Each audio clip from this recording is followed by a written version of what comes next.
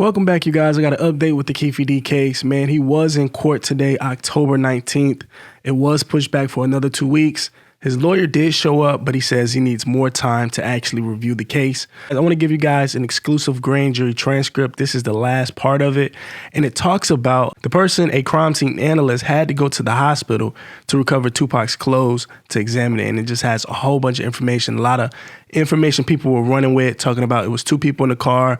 He pretty much officially says what happened, and he says why people were confused about how many people were in the car, the color of the car, the direction the car was going. It was all in this grand jury. So make sure you guys watch it all the way to the end.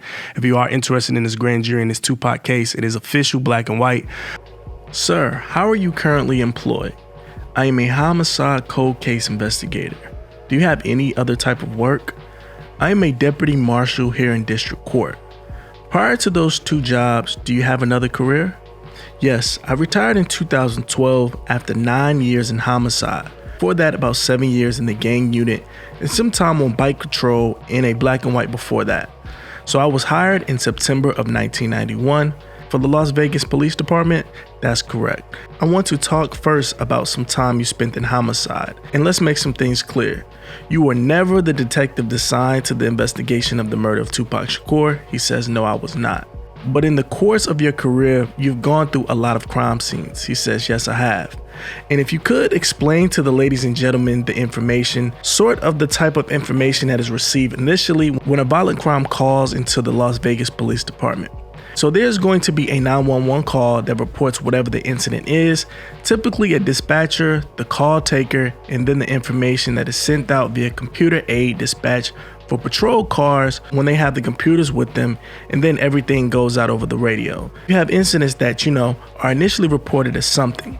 It can be and be passed on, then it goes to patrol out to, the police population. It can be, pretty confusing or inaccurate when it initially comes out. Would you say it's usual or unusual that there's a lot of information very on that has to be weeded out to find out exactly what you think the truth of the facts are? I would say that's almost always the case. Now, were you on duty on the evening hours of September 7th, 1996? I was. I was part of the gang enforcement team. So there were several of us out and about a mile away while on duty. What first caused you to, this is something I should respond to?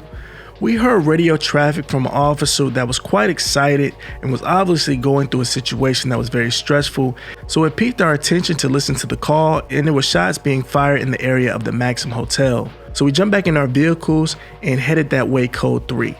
And specifically, where was the Maxim Hotel back in those days? It's on the the northwest intersection of Koval and Flamingo. I believe it's the western now. I'm showing you what's previously been identified as Grand Jury Exhibit number 15, and there's sort of a red square in the intersection of Flamingo and Koval. Do you see it there? I do. And is that generally the area where you respond to? He says, yes, it is.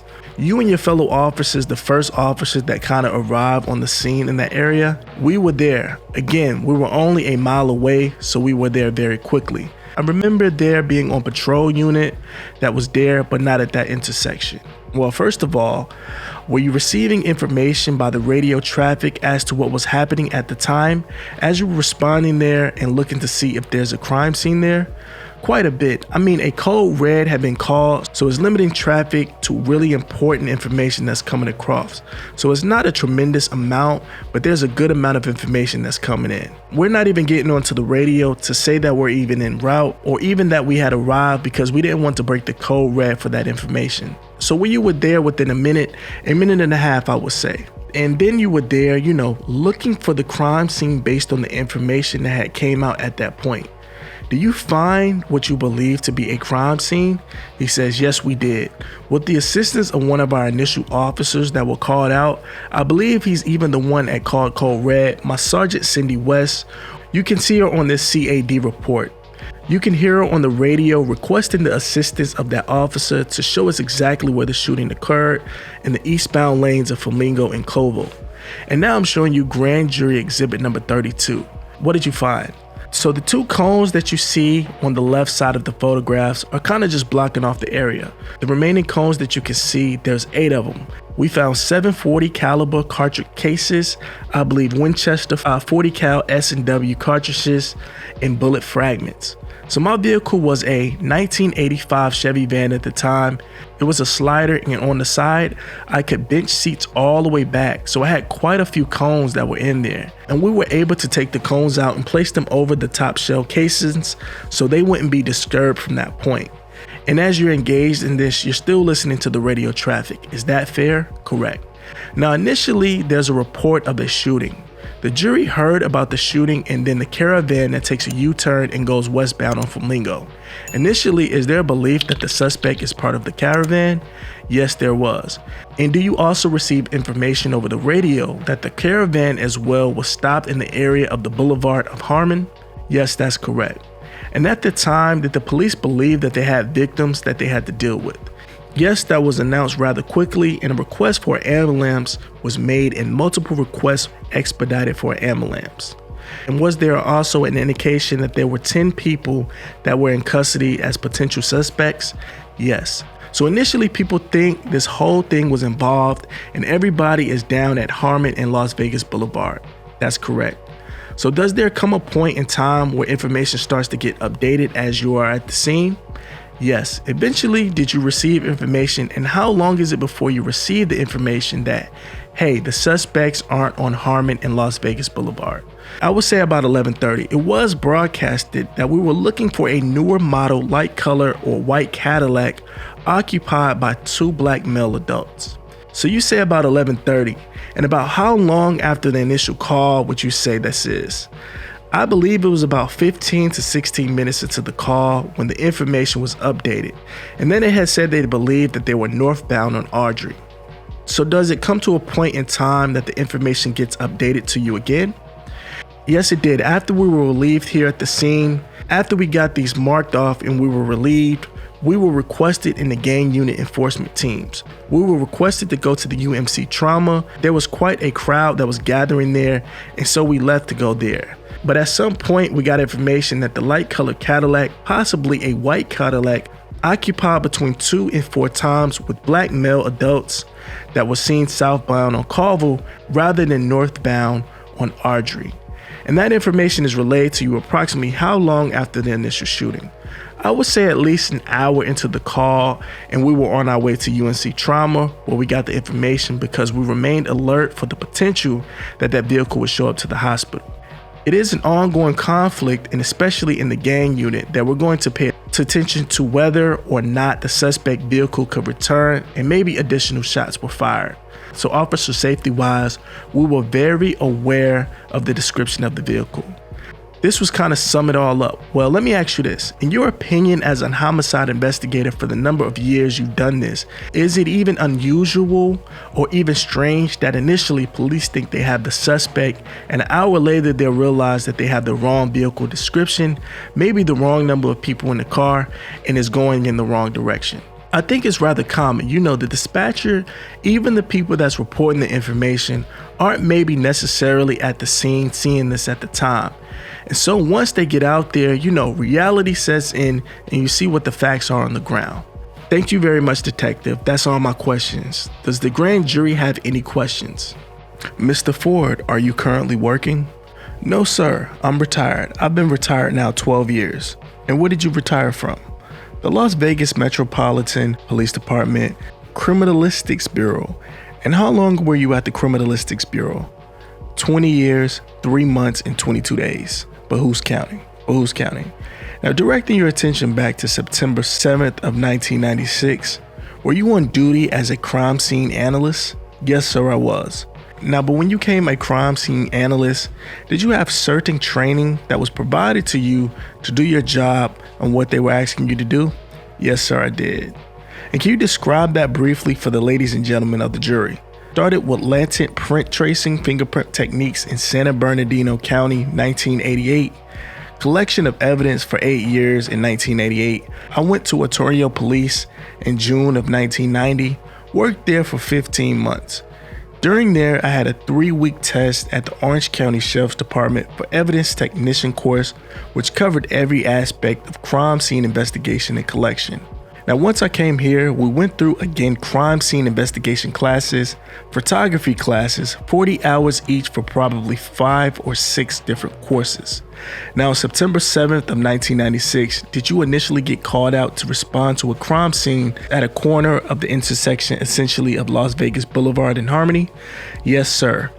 I was on call at the Southeast Area Command involving a Metro vehicle incident. When officers that were with me, the broadcast came over the radio of a shooting at Flamingo and Koval. They said immediately someone requested ID to go to the scene. When I finished up at the Southeast Area Command, I left for that location, and then en route, I was redirected to the Boulevard and Harmony where the vehicles were stopped by the Metro Bike Patrol.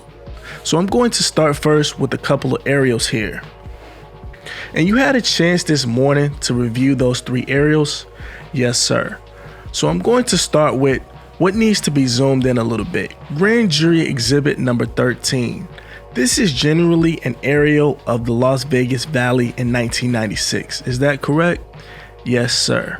And there's a big pin basically on the MGM, which is on the corner of Tropicana and Las Vegas Boulevard. Correct. Because Google Maps did not have the best images, the next one will zoom in on this. Essentially Grand Jury Exhibit number 14. It is a more higher resolution one, but it's what the Las Vegas Valley looks like in 2013. He says, yes, sir. Now, okay, once again, to mark, here's the corner of Trop and Las Vegas Boulevard, correct? Yes, sir.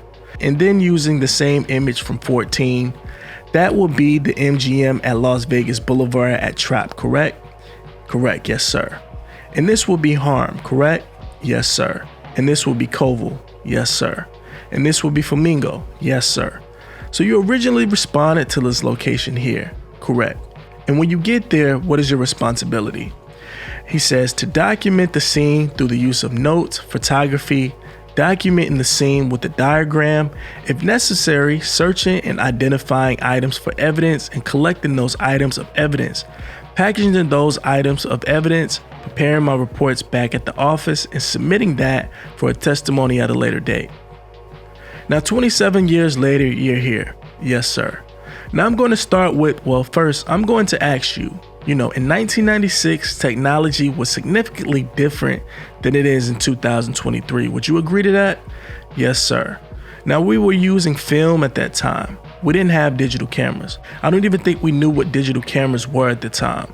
So we'd go out to a scene and we'll shoot either 12 exposure or 24 exposure or 30. We finally got 36 exposure film and we could use in the crime scenes. Now, instead of shooting 10 rolls of film, maybe we could cut that down by using 36 exposure film. And you volunteer every once in a while at the photo lab recently. Since I retired, yes, sir. I volunteer once a week at the photo lab to assist with ordering photos for attorneys in town. Okay, would you say there are significantly more photos taken when you can do it digitally now than you would with a camera? I was requesting photos for the Clark County Public Defender last week on a homicide. When it's a special public offender, and yes, it is a homicide, and whoever the crime scene analyst was had taken over 2,200 photos of the crime scene. And unfortunately, I'm under oath, so I have to continue. I said to myself, what an idiot. Doesn't he know how to document a crime scene? That's about all I could say. I just couldn't believe that they were shooting. I mean, they're shooting 700 photos on a regular crime scene. It doesn't need to be done. And it's not because, let me interrupt you, it's not because of the cost. When I first started in 1987 in San Bernardino, I had a deputy there that trained me in processing that told me, had a sign on his wall that you can't put a price on crime. And I said, what do you mean? And he goes, it doesn't matter what the crime is. You spend whatever amount of money you have to gain all of the evidence you can do to identify the suspects in that incident. I'm going to show you what's marked in Grand Jury Exhibits number 16 through 26. When you first got to Las Vegas Boulevard and Harmony, was there a particular victim vehicle that you focused the majority of your attention on? Yes, it was a black BMW. The driver door was open, it was parked, stopped in the middle of northbound and southbound lanes of the boulevard facing east towards Harmon if I was waiting to turn. I'm looking at exhibits 16 through 26. If you could briefly flip through these and look to see if they appear to be the photographs you had taken at the scene. Yes, sir, they are. So I'm going through these with you, And just have you describe for the ladies and gentlemen of the jury, we're looking at here number 16. He says that's the rear view of the BMW that Suge Knight and Tupac Shakur were riding in. Those license plates were removed. They were in the trunk of the car. They were stopped earlier by bike patrol because there were no license plates on the vehicle. But they did that assuming that they didn't want to be easily identified or recognized. And then what were you looking at here? This is the passenger side of the same BMW. You can see areas of apparent bullet strikes in the right rear door and the right front door. When you arrive to the scene, this door, passenger door, is it closed? Yes, sir, it is. Grand jury exhibit number 18, that's the front of the vehicle and you can see the driver's side doors open. 19, it's the driver's side view of the vehicle. And 20, that's the view of the driver's seat with apparent blood on the seat. That's the passenger's view of the passenger seat. And that's 21, ladies and gentlemen. And then moving on to 22, that's the passenger side of the vehicle after I attached small pieces of tape showing the location of the apparent bullet holes. And if you were to count this, there, 1, 2, 3 in the back door, yes sir. 1, 2, 3, 4, 5 in the front door, yes sir. So that's 8 on this side. On that side, and an additional 1 through the front windshield. You jumped ahead of me. Grand jury exhibit number 23, what are we looking at? That's an apparent bullet hole through the windshield passenger side of the black BMW. So that's the passenger seat. You can see the wheel there. That's the driver's seat, yes sir. Now we're looking at grand jury exhibit number 24. There's an apparent bullet strike that came through the door into the back passenger seat. Again, there's a passenger seat, there are 2 bullet strikes. The passenger door, or is this the passenger's door, right? Yes, sir. Coming through, and that's number 25. And that's a stone, green stone on the right floor bed. It looked like it came from a ring or a piece of jewelry. And then in addition to that, you find some bullet or metal fragments that you associated with bullets that were also collected from inside this vehicle. Yes, sir, I did. Now, when you arrived to the scene, in addition to the victim vehicle, were there a number of other vehicles that were informed were associated following Suge Knight and Mr. Shakur's vehicle? Yes, sir. There were 3 other vehicles that were stopped. They were still there in the left turn lane of the southbound lanes of the boulevard, waiting to turn left on eastbound Harmon. So let's start with grand jury exhibits number 27, 28, and 29. Yes, sir. There are other 3 vehicles that were associated with their entourage that night. So that would be grand jury exhibit number 27. That's a black BMW with the license plate. Yes, sir, with California plates. Now, this is now grand jury exhibit number 28, a black Lexus. Yes, sir. This is a grand jury exhibit number 28, a black Lexus. Yes, sir. And this is a black BMW that is, yes, sir, a silver Mercedes-Benz with no plates. And that is grand jury exhibit number 29. Now within those photos and with the report itself, there's a vehicle number 5, which is the badge 3MX T229. Can you determine whether or not this was still at the scene, or was that photographed at another scene? I believe it was photographed at another scene, Flamingo and Harmon. Now I'm going to go back. Well, I'm going to go to Flamingo and Harmon for you, and I'm going to jump ahead. Instead of 31, I'm going to come back to 31. I'm going to start with number 32, and maybe I will give you this. Showing what's been marked by grand jury exhibit number 32 through 39, and ask you what are you looking at. Those are large red cones placed out by Metro officers to identify apparent shell casings that were located in eastbound lanes of Flamingo before the intersection of Koval. So there are a number of cones that are placed out here in potential evidence, and there are some traffic cones and flares in order to keep traffic from driving over them. Yes, sir. Okay, now by the time you get to this location, I'm assuming it's significantly after the incident occurs. Yes, sir. It would have been around 1 or 2 o'clock in the morning at that time. And as we'll see from some of these photographs, it's still traffic kind of traveling down this road before the police even arrive. But then after the police arrive, there's still some traffic where we're going to see these photographs. Yes, sir. Now, ultimately, these will go through each photograph, but ultimately from these cones that you recovered or placed out, did you collect any firearm related evidence? Yes, sir. If I can respond to my report, let me ask you this. Did you draft the report at or near the time you collected the evidence? Later on that evening, yes sir, when I finished the scene. And I would imagine that your memory today is not quite as good as it was 27 years ago when you wrote this particular report. No sir, it's not. Not what the VA doctors have described me with or diagnosed me with. One last foundational question for you. I'd assume by the nature of your job that you have done everything possible to be accurate within the report that you wrote 27 years ago. Yes sir, I did. Okay, review your report and I think I could direct you to the items 8 through 14. Yes sir. Now there were 7 shell cases located on Flamingo in the eastbound lanes.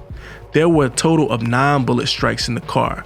But because all of the traffic ahead of time and possibly the rounds being ejected into the shooter's vehicle, there were only 7 at the scene. And so there's 7 that were collected. Can you tell me what caliber of the casing was?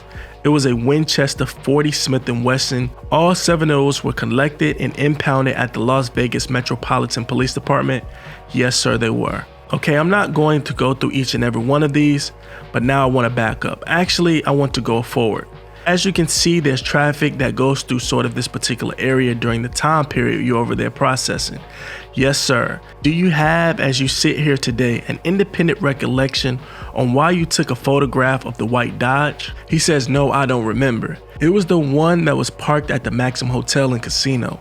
It was because it exhibited firearm damage also. Okay, let me show you the one parked at the Maxim Casino. So we're going to go back to Grand Jury Exhibit number 31. That might be the white Dodge next to it. Yes sir. Is this what appears to be the Maxim parking garage? Yes sir. Or parking lot. Parking lot on the east side of the casino. Okay, I think we all kind of know this. The eastbound lanes were on the south side of Eastern, essentially. South side of Flamingo. South side of Flamingo, sorry. Yes sir. And if someone was shooting in this direction, would the shooting in this direction be of the Maxim parking lot? Correct. Correct, to the north. That may have evidence of firearm damage to it. That was the only one that was located. And let me shoot over to exhibit number 40. Exhibit number 40 is sort of the same Dodge Caravan, a red one. This has firearm damage to it? Yes sir, through the front passenger window. Now in addition to collecting some firearm evidence back, I want you to go back to Harmon and the Boulevard. Okay.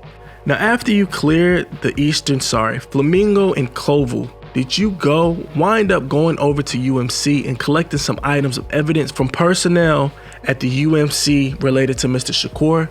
Yes sir, the security that had taken the evidence and placed it in their security impound until I arrived. And some of those were bullet fragments from the lieutenant row at the UMC security? Yes sir, that's correct. And one of those bullet fragments from the hands of Karen Gray, a nurse at the UMC trauma? Correct. And you also collected the clothes from security as well? Yes sir. Now finally, I don't know how it happened 27 years ago, so either at the scene or later back at the lab, did you process the 7 cartilage cases that came from the corner of Flamingo and Koval for any sort of forensic evidence? Yes sir, I did. We put them in a glue chamber and we used the super glue with humidity, added and tried to produce fingerprint evidence on the cartridge cases, and there was none on the 7 cases that were collected. Thank you. That completes my questions. Did anybody else have any questions? And they didn't have any questions.